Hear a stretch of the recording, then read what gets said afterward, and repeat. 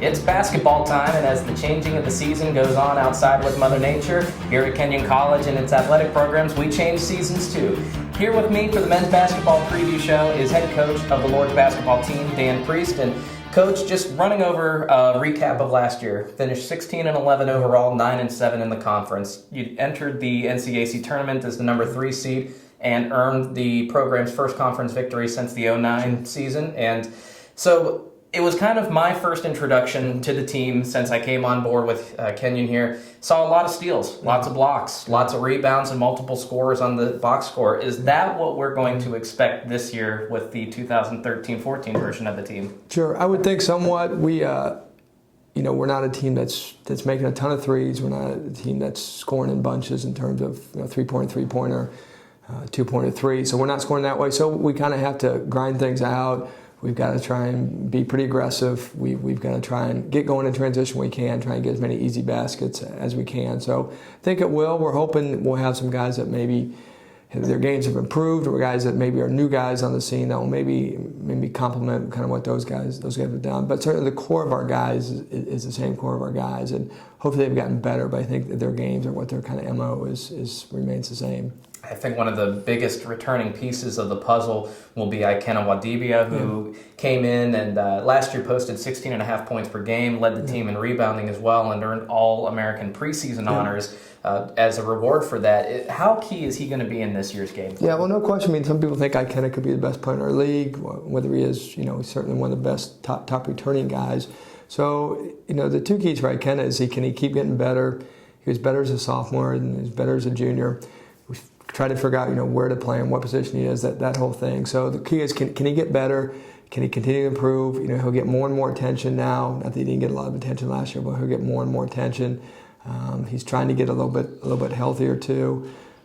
The key for Ikenna is too is, can he make other players better? He's always been, incredibly, statistically himself. Can he get other guys involved? Can he get other guys open shots? Can he make our team better in other ways? So.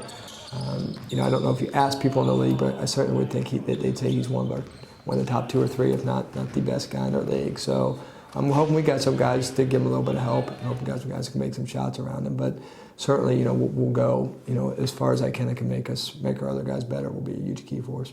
And one of those guys providing some help for Ikenna and drawing some attention off of him is another all-conference selection from last year's team, and Brian Leibowitz. How well does he pair up with Ike and make some mismatches for other teams? Sure. Well, him and Julian Pavlin both, I felt like Julian probably should have been, an all-conference guy too. So, they're an interesting trio. They all three have played together, virtually started for 3 years, now 4 years. So, Brian can do some different things.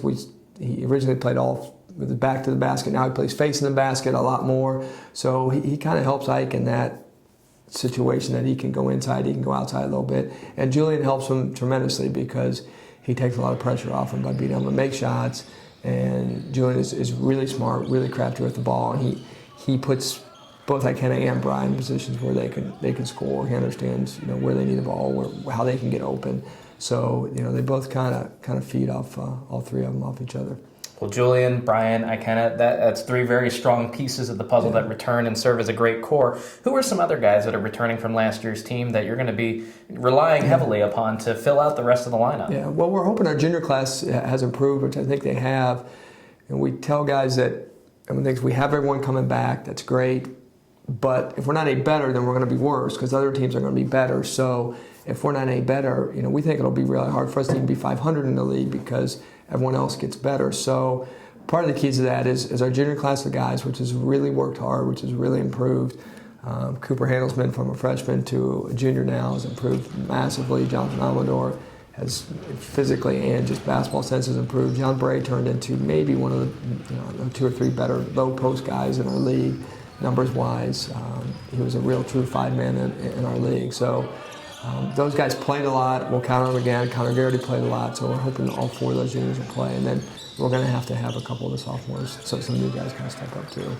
This is Lord's basketball head coach Dan Priest with us on the men's basketball preview show presented by the Kenyon Sports Connection. And every year there's going to be a few new faces that are going to be joining you in the Lord's team. So talk about some of those new guys, whether they be just first-year players or freshmen here on the team. Well, people always say, well, who are the new guys that are going to help you? And we always say, well, we're hoping some of the guys that are going to help us are guys that were here last year now that have improved it and gotten better. We hope there's some freshmen that will help us a little bit too.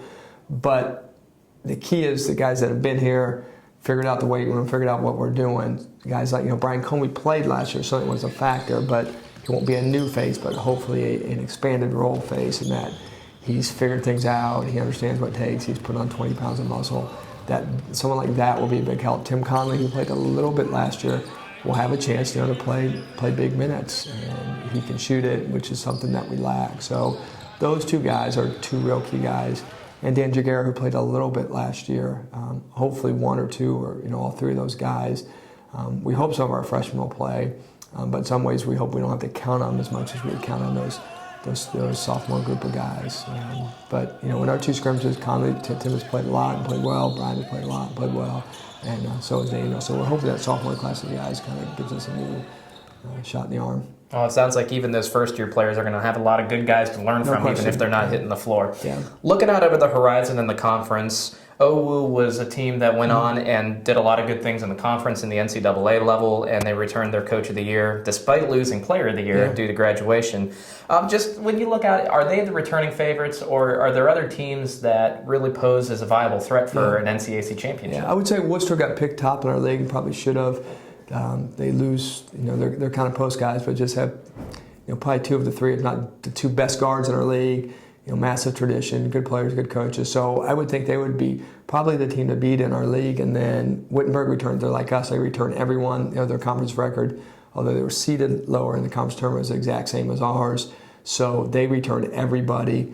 I would think they got picked second. Probably should have. Ohio Wesleyan loses their best player, but returns their whole core of guys. So our league has improved massively in the past 5 years. I want to say in the past 3 years, our league has won 18 national tournament games in 3 years by 3 different teams.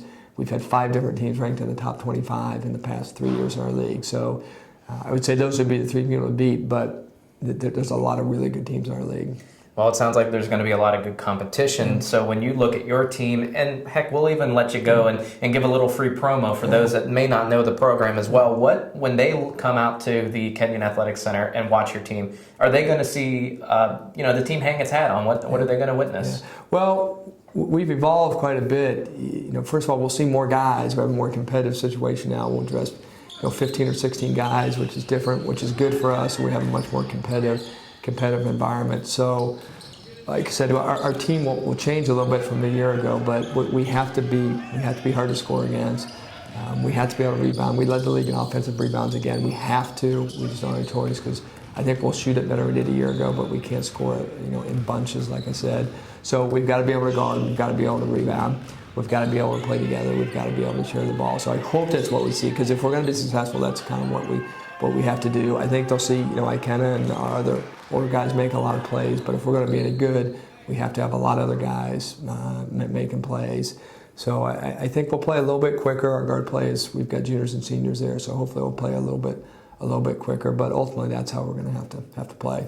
And finally, Coach, when you look out and you kind of forecast your own finish to the 2013-14 season, what's a goal or what's the expectation for the team? Yeah, well, it's funny. We talked with the guys the other day. We don't really talk about goals. I don't know if that's right or wrong. We don't say, hey, we should win so many games. Because if we say it's our goal to win this and we don't get that, does that mean we failed? I don't think so. If we say we're going to do this, then should we stop when we get there and not try and do better than that? So we've talked about trying to improve, trying to get better. We kind of talked about the process. Maybe that's kind of an ambiguous answer, but we had to be better, and that's probably the biggest challenge for us is we have everybody back. I think the idea is, well, we'll just get through 5 weeks of practice, start playing games, and we'll, because we have everyone back, we'll automatically be where we were last year and then try and get a little bit better. But we'll have to be better if we're even going to be close to as good as we were last year. So I would like to think, our guys think they can play with the best teams in our league. Whether it means we win them all or what our record is, I don't know. But that's kind of what our goal has been. We don't talk about numbers of wins. We don't really talk about where we should finish in the league.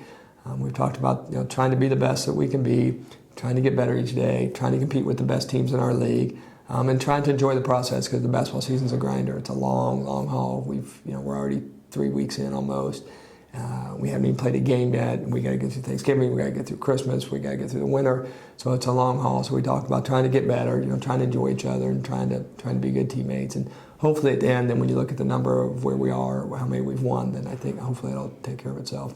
To me, it sounds like you set no ceilings, which means that the sky's the limit for the Lords this season. And for all you Lords and ladies fans out there, the basketball season starts in mid-November. The Lords will begin on November 15th when they take on Otterbein University at Case Western Reserve. That part of the Memorial Tournament heading out that way. That first tip-off is at 6 p.m. on November 15th. And then their first home game, when you come down to the CAC, will be against Muskingum, and that is on November 23rd with a 4 p.m. first tip-off. Coach, we hope that you and the team enjoy the rest of the process of the preseason leading into it, and before you know it, we'll be calling games on the airwaves for the Kenyon Sports Connection. So good luck with the rest of the way, and we'll be talking with you much more this season. Thank you. For head coach Dan Priest of the Lords basketball team, I'm Ryan Gasser of the Kenyon Sports Connection with the men's basketball preview.